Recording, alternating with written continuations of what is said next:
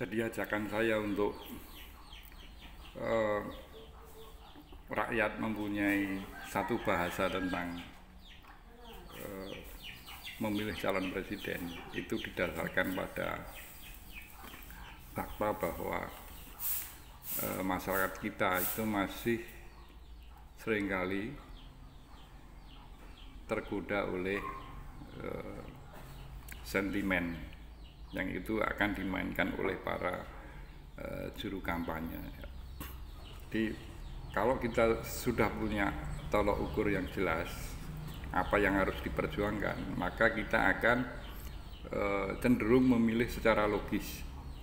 Contohnya, saya pendukung Pak Anies, tetapi kalau menurut penilaian saya kemudian Pak Anies saya prediksikan tidak akan mampu merealisasikan pasal 27 maupun 33 Undang-Undang Dasar 45, maka dengan serta-merta saya akan mencabut dukungan saya terhadap Pak Anies.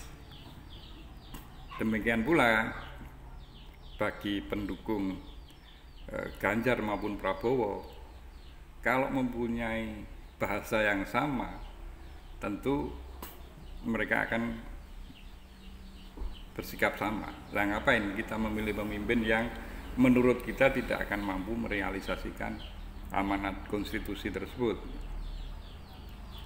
Kenapa ini penting? Karena fakta bahwa Indonesia itu angka stuntingnya itu masih, kalau di kawasan Asia Tenggara itu nomor 2.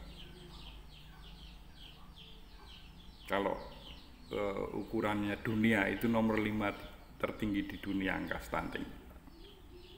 Sehingga menjadi logis kalau kondisi ini akan berdampak pada IQ rata-rata penduduk Indonesia itu ternyata hanya 78, sekian. Itu hanya sedikit lebih tinggi dibanding simpanse ya. Ini kan memprihatinkan. Ini tantangan yang real, yang serius, yang harus dipecahkan oleh calon pemimpin ke depan. Jadi saya berharap kepada para supporter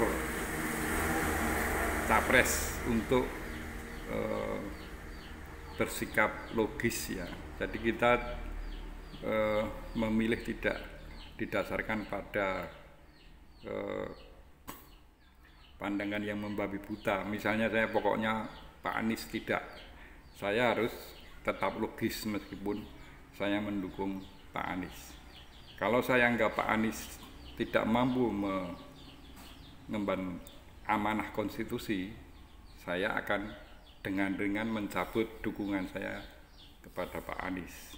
Tentu pendukung yang lain harus, mestinya, bukan harus, kalau harus kan mestinya punya sikap yang sama. Jadi tidak mendukung membabi buta ya. Oke, salam konstitusi.